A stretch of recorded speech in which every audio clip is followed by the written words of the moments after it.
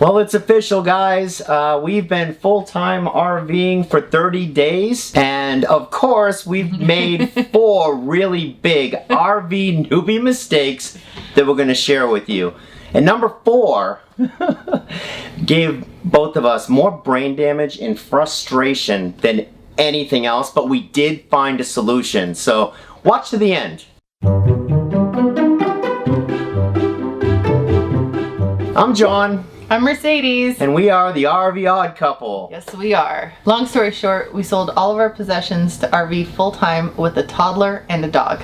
And if you're new, please subscribe, join our odd little family as we share with you our experiences, our mistakes, successes, tips, tricks, must-have products, and some of our favorite places that we've been to and will be going to. So in today's video, we've compiled a list of 4 things, newbie mistakes that we've made in the first 30 days. So the first one was, why don't you do this one, honey? Okay.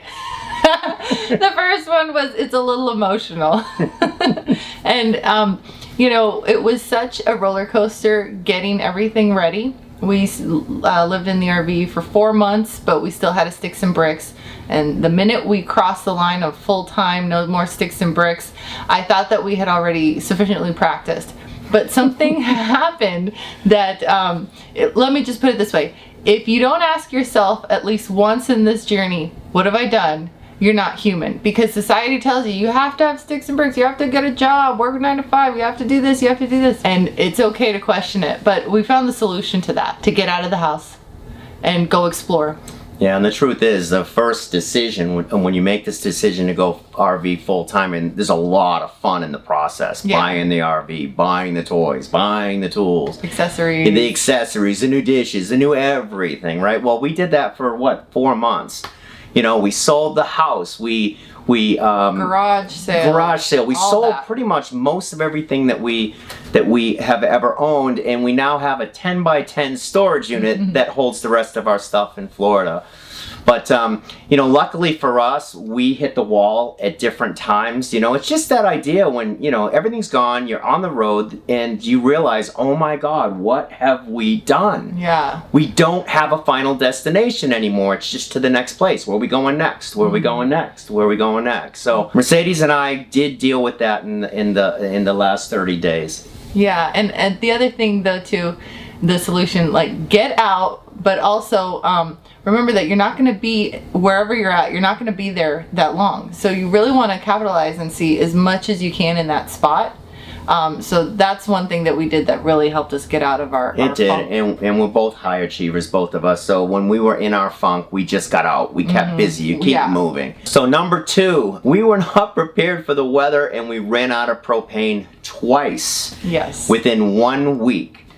So we left Florida, and we started heading up to see my daughter and son up in North Carolina. We had acclimated for 4 years in Florida, and the temperatures dropped into the 20s and 30s, and we ran out of propane. So one of the reasons why we ran out of propane, in our defense, we were staying in Florida in the summertime, and we were only using the propane for cooking, and it lasted months. So we assumed that propane would always last for months. Wow, propane is great, right? We got 2 30-gallon tanks, and we had never ran out of it before, and it had lasted 4 months, I think, right? We thought it was efficient. Just the grill and just the stove inside the RV. But we get to North Carolina, the temperature drops, and we run out of propane. Now, luckily, it didn't run out till morning. Yeah. I went down, I refilled. I had never done that before. It was a new experience for me. So there were 2 30-gallon propane tanks. I brought them down to where I needed to get them filled. I filled them. Thought we were done. You know, they're going to last another month. Well, 3 days, I think it was 3 days. 3 days later, it's 2:30 in the morning, we run out of propane, and it's 28 degrees out, right? So my wife is sleeping, the baby is sleeping, and I'm freaking out about just keeping them warm, and even more that our pipes might freeze. So I joined a group on Facebook called RVing Full-Time. And I went in and I said, this is 2:30 in the morning. I said, hey guys, is it normal to run propane within 3 days of filling them, you know, when the temperature is 28, 30 degrees. And it was funny, it's 2:30 in the morning, but we got responses from about 50 people. Yeah. And they were extremely helpful, you know, and they said it is normal, actually, if you know, you need to have redundancy, you know, so that's when we learned about the redundancy. Yeah, so our 2 solutions. Number 1, join a group because you're going to get a lot of help. Yeah. And then number 2, redundancies, and they taught us about the space heaters versus the other kinds of heaters. Oil radiators. Yeah. So we learned a ton, but we didn't consider that before we had left Florida. Yeah, but the other thing that I think is really important, if you are an RV veteran, could you please share what you've done? Because we couldn't find the right kind of space heater at Walmart. So, or the, what's it called? The oil radiator, yeah. I think, is our solution, because the other ones, the space heaters, there's a fire danger there. So we still haven't gotten there yet. Tell us what you did. Yeah, tell us what you did. You got any ideas for us? That would be fantastic. Number 3. Okay, I thought that by 30 days, the RV would be perfectly organized, because I figured if it doesn't take that long to organize your home, organizing your RV should be really simple. And something about living in such a small space, that where you put everything really truly matters, and efficiency is really important. But at 30 days, I thought everything would be done, and it's not, and it's driving me crazy. But here's the solution. Number 1, easy does it. You know, enjoy the journey. Sometimes it's not so much about the end result as it is getting the process. there. Exactly. Yeah. And ask for help. So I'm going to ask you guys, if you guys have been doing this a long time, what suggestions do you have for organizing? Because I think I'm just going to go piece by piece instead of trying to have everything organized all in one day. And number four this is huge. This is huge. If you RV full time, you know this, and it's about the internet, right? Data, and this has been an extremely big struggle for us. We actually have, I think, 7 total devices. We've got an account with Verizon. We've got an account with AT&T. Yeah. And it, you know, what's interesting, there is no one solution. Nope. There is none. No one provider. No one plan. provider. Yeah, it's all about redundancy, and just depending where you are in the country, you're gonna, you know, some things are gonna work better than others. And so the solution to this, it's called the Mobile Internet Resource Center. And this was started by Chris and Cherie. They are absolutely amazing.